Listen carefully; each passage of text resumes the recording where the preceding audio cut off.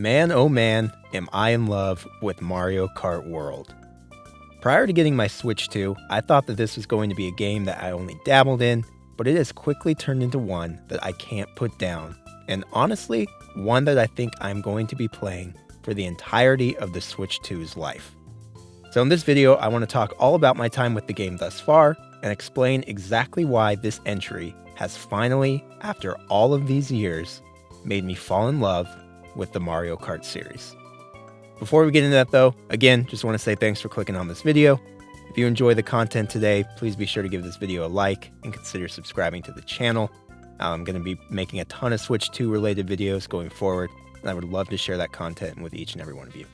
So don't forget to like and subscribe, and with all that being said, let's talk about some Mario Kart. Before I start gushing about Mario Kart World, and trust me, I'm going to be gushing, I think it's important to explain my history with the series. To be honest, I've never been the biggest Mario Kart guy in the world. I have fond memories of playing Double Dash on the GameCube with friends, and I also remember investing a ton of hours into Mario Kart DS back in the day. Although to be fair, I think about half of those hours were spent battling with the Nintendo Wi-Fi USB connector, desperately trying to get it to work so I could race others online. 2005 was a different time. But after that, I quickly lost interest in the series for whatever reason. I dabbled in Mario Kart Wii a bit, but was never a big fan of the motion controls, and when Mario Kart 8 came out, I was pretty much completely over the series. Even in the past couple of years, as Mario Kart 8 Deluxe took over the world, I kept it firmly at arm's length.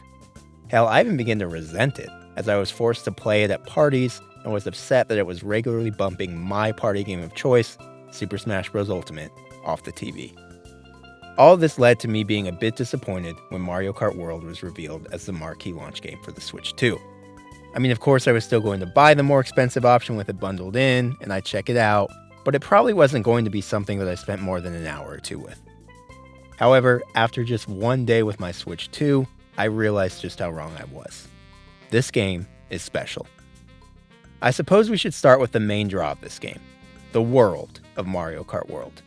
Because for me, despite my doubts, the open world aspect of this game was what had me the most optimistic going in. For years, I have craved more single-player content from my Mario Kart games. I think part of the reason I played so much of Mario Kart DS was because I remember it having such a robust mission mode that I sunk most of my hours into.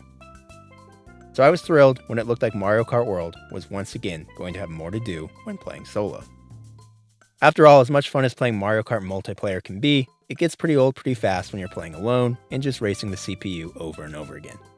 I've seen a lot of mixed opinions on Mario Kart World's open world content on the internet, but I'm happy to report that personally speaking, I have been loving it.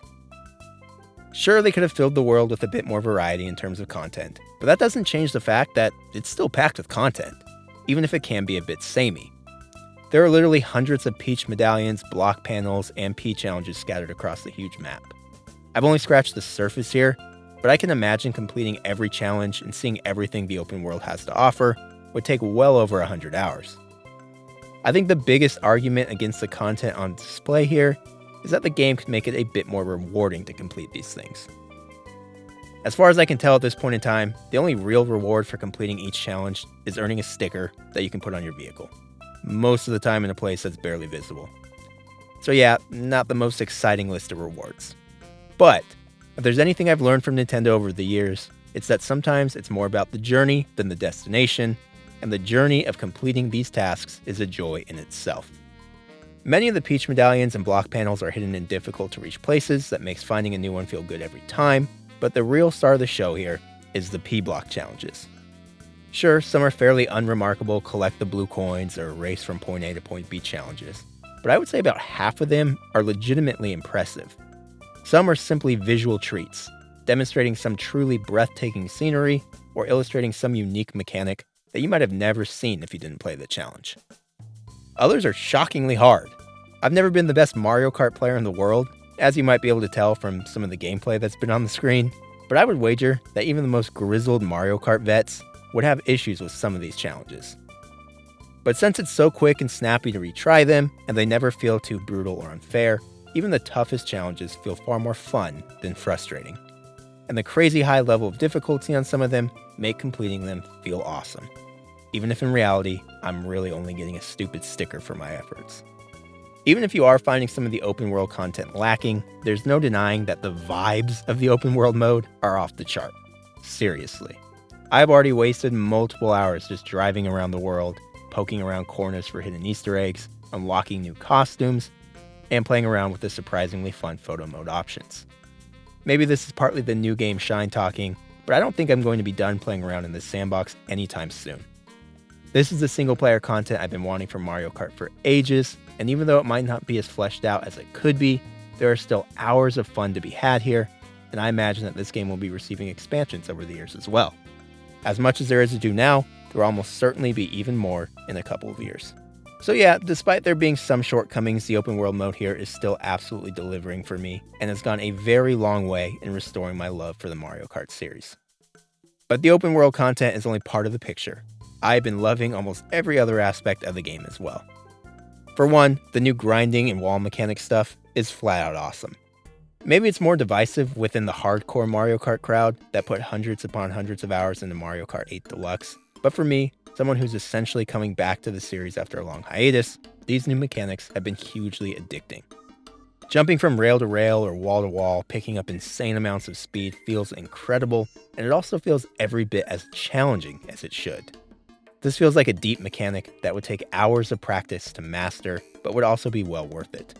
For the first time in my Mario Kart life, these mechanics have actually got me interested in tackling time trials. The first time I saw a clip on Twitter of someone flying through a course from rail to rail at breakneck speed, barely touching the ground, I was so enthralled that I knew I had to tackle it myself. I can say so far that in my 25 hours or so of Mario Kart World playtime, at least 5 have been spent exclusively in Shy Guy Bazaar, trying to perfect my technique and master the optimal path as I chase that elusive world record.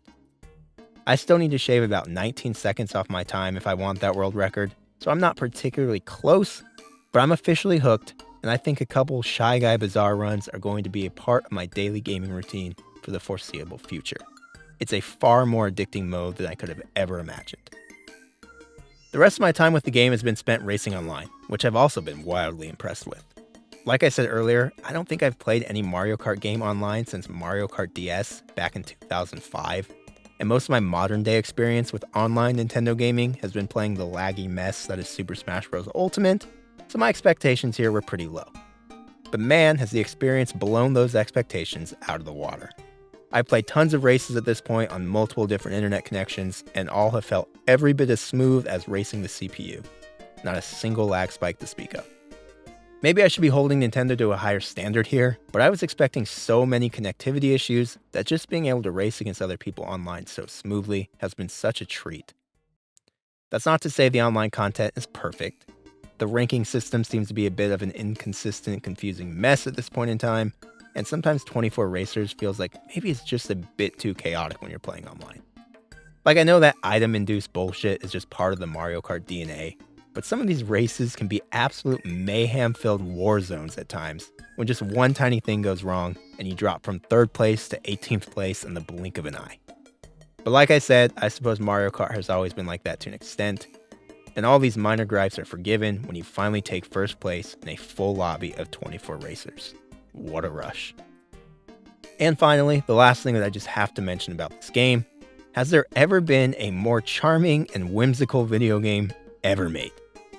Everything about Mario Kart World is ready to bring a smile to your face at any given moment, and that starts with the game's character roster. We knew this roster was going to be something special when we saw the cow riding the motorcycle in that first reveal trailer, but it goes so much deeper than that.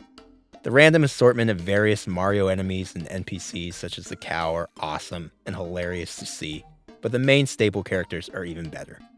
Every major character is given a variety of different outfits to unlock, and each and every one is animated to perfection and simply bursting with life.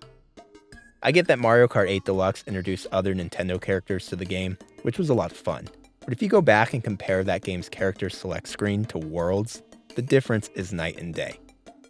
The characters in that game look like static cardboard cutouts compared to the Saturday morning cartoon come-to-life look of the roster in World.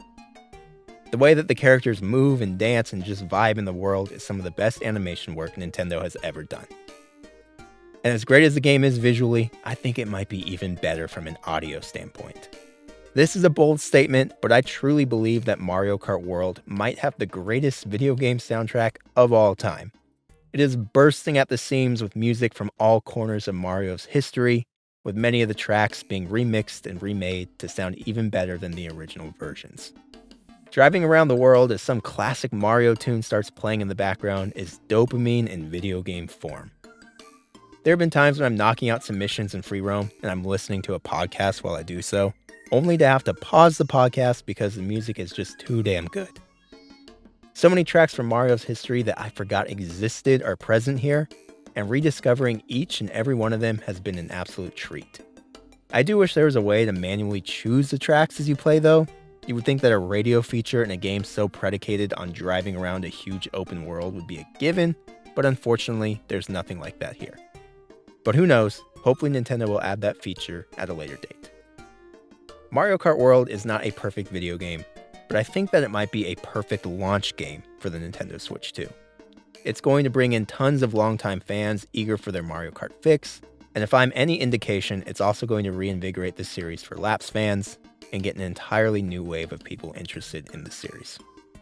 There are things that it could do better and features that I wish were a bit more fleshed out, but the sheer amount of fun and vast array of content it provides makes up for all of that.